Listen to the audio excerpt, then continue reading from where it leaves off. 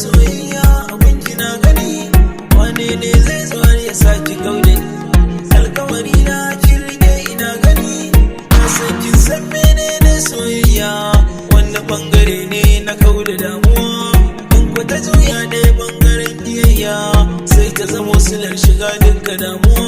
So can a baya sai da idan zamu rani, so take bi yan rikirkita ni, so ya dinga kokarin ya hukata ni, so sai da kika zo gare ni na warware ni. Wayo Allah na daɗi soyayya, in aka so ka kai ta yin dariya, in ko aka bar ka kai ta faman jinya da zuciyar ka mayoniya.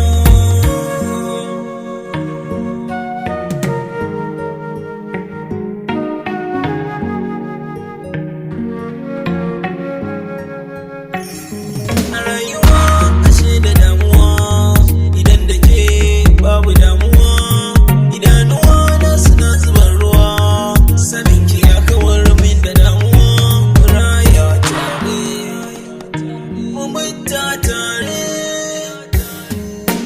soyayya ina yi dace a soyayya.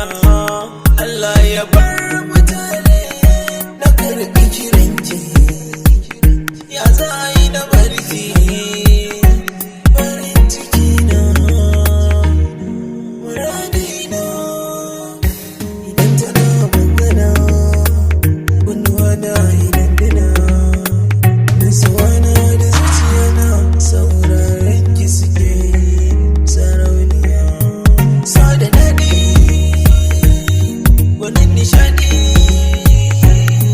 ina ta kauɗi yana ta sani faɗi, ina ta zumuɗi soyayya min daɗi.